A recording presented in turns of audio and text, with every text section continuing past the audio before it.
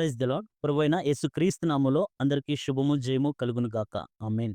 దేవుడు మనకు ఈరోజు లేవి వంశం నుంచి యేసుక్రీస్తు ప్రభువారికి, లేవికి ఉన్న తేడాని మరియు లేవి గోత్రం ద్వారా దేవుడు మనకు ఇచ్చే క్రిస్మస్ మెసేజ్‌ని చూద్దాం. ఆదికాండము 29వ అధ్యాయం 34వ వచనం చూద్దాం. ఆమె మరలా గర్భవతి కుమారుని కని తుదకు ఈసారి నా పెనిమిటికి నాతో హత్తుకొని ఉండును. అతనికి ముగ్గురు కుమారులను కంటిననుకొనెను. అందుచేత అతనికి లేవి అను పేరు పెట్టెను. లేవి అని ఎందుకు పేరు పెట్టింది అంటే, తన భర్త తనని హత్తుకొని ఉంటాడు అని మూడో మూడో కుమారునికి లేవి అని పేరు పెట్టింది. అయితే యేసుక్రీస్తు ప్రభువారు మనకు భర్తై ఉన్నారు.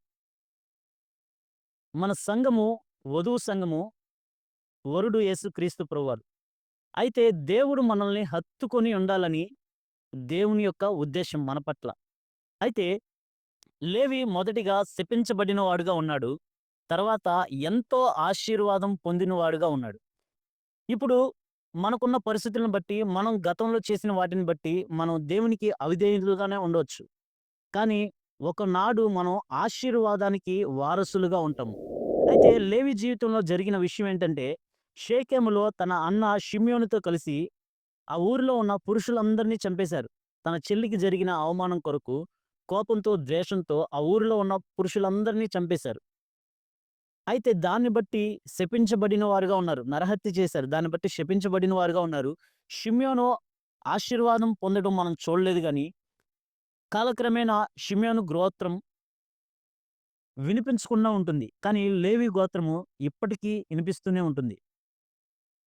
అయితే లేవి యొక్క ఆశీర్వాదం దేనికిచ్చాడు ప్రభు అంటే, మోషే గారు కొండ మీద మాట్లాడుచున్నప్పుడు, దేవునితో మాట్లాడుతూ దిగి వచ్చినప్పుడు, కింద ఒక బంగారపు దూడను చేసుకొని, వారు విగ్రహారాధన చేసి పాపం చేసేవారుగా ఉన్నారు.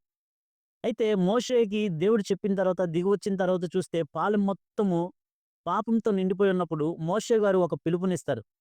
యెహోవా పక్షమున ఉన్నవారు నా వైపుకు రండి అన్నప్పుడు ఇశ్రాయేలందరూ నిశ్శబ్దంగా ఉంటారు. కానీ లేవి గోత్రం వారు మాత్రమే స్పందించి మోషే వైపు తిరుగుతారు. అంటే దేవుని పక్షంగా నిలబడతారు. దేవుని పక్షంగా నిలబడ్డారు కాబట్టి, దేవుని తట్టు తిరిగారు కాబట్టి, ఆ యొక్క గోత్రానికి ప్రత్యేకమైన ఆశీర్వాదం ఇచ్చారు. యాజక ధర్మం ఇచ్చారు. యాజకత్వాన్ని దేవుడు వారికి అనుగ్రహించారు. కాబట్టి మనము గతంలో మనం చేసిన అవిధేయతను బట్టి దూరంగా ఉండొచ్చు.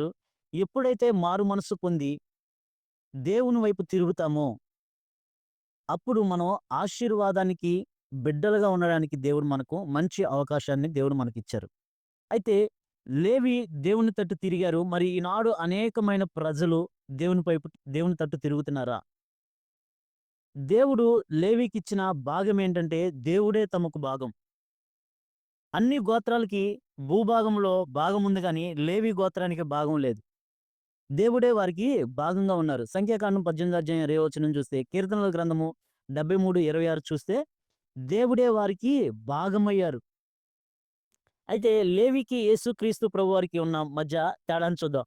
లేవి యాజక ధర్మం చేశారు. 12 గోత్రాలకి యాజకులుగా ఉన్నారు. అయితే యేసుక్రీస్తు ప్రభువారు ప్రపంచంలో ఉన్న ప్రతి మానవుడికి యాజకత్వాన్ని వహిస్తున్నారు. లేవీలు వారు పాపం చేసిన వారు తెచ్చిన బలి యొక్క రక్తాన్ని తీసుకొని దేవుని యొక్క గుడారంలోకి వెళ్తే, యేసుక్రీస్తు ప్రభువారు మానవులు చేసిన ప్రతి ఒక్కరి పాపానికి ఆయన స్వరక్తము చిందించి దేవుని యొద్దకు వెళ్లారు. ఏప్రిల్ రాసిన పత్రిక 8వ అధ్యాయం 1వ వచనం, ఏప్రిల్ రాసిన పత్రిక 9వ అధ్యాయం 12వ వచనం చూస్తే, ఆయన మనకు యాజకుడుగా ఉన్నారు. ఎందుకు దేవుడు భూమి మీదకు వచ్చారు అంటే, యాజకులుగా ఉండడానికి, ప్రధాన యాజకుడుగా ఉండడానికి. అంత మాత్రమే కాదు, లేవి సేవ ఇజ్రాయెల్ మాత్రమే అయితే, లోకానికి మాత్రమే అయితే, యేసుక్రీస్తు ప్రభువారి యొక్క సేవ, వారి యొక్క బలి నిత్య జీవానికి మనల్ని నడిపించడానికి, నిత్య జీవంలో మనల్ని కూడా వారసులుగా చేయడానికి యేసుక్రీస్తు ప్రభువారు శిశువుగా కన్యక గర్భమందు జన్మించి, ఆయన యాజకుడయ్యి, మనల్ని గూడా యాజకులుగా, మనల్ని గూడా రాజులుగా చేయడానికి యేసుక్రీస్తు ప్రభువారు శరీరధారిగా కన్యక గర్భమందున జన్మించారు. ఇది నిజమైన క్రిస్మస్. ఎందుకొచ్చారు ప్రభువారు అంటే, నిన్ను నన్ను యాజకులు చేయడానికి, నిన్ను నన్ను రాజులు చేయడానికి, నిన్ను నన్ను దేవుని వారసులుగా చేయడానికి యేసుక్రీస్తు ప్రభువారు భూమి మీదకొచ్చారు. ఇది నిజమైన క్రిస్మస్. ఇటు కృప మనకు, మన కుటుంబంలో ఉన్న ప్రతి ఒక్కరికి దేవుడు దయచేయును గాక. ఆమేన్. కృపగల దేవా, దయగల తండ్రి, కనికరం కలిగిన ప్రభువా, మీ పరిశుద్ధ నామానికి వందనాలు, స్తుతులు, స్తోత్రాలు చెల్లించుకుంటున్నాం. అయ్యా మీరొచ్చిన నాయనా మీరు నాయనా యాజకత్వాన్ని నాయనా మీరు చేశారు. అయ్యా మీరొచ్చింది నాయనా మమ్మల్ని గూడా యాజకులుగా, మమ్మల్ని గూడా రాజులుగా తండ్రికి చేయడానికి నాయనా ఈ భూమి మీదకొచ్చారు ప్రభువా. ఇట్టి కృప నాయనా ఆ కృప మాకు, మా కుటుంబములకు దయచేయండి. ఇటు కృప మేమందరం పొందుకోవడానికి మీరే కృప దయచేస్తారని నమ్ముతూ, విశ్వసిస్తూ మా ప్రియ రక్షకుడు, మీ ప్రియ కుమారుడైన నజరేయుడైన యేసుక్రీస్తు నామములో అడిగి పొందుకొని ఉన్నాం మా ప్రియ పరలోకపు తండ్రి. ఆమేన్.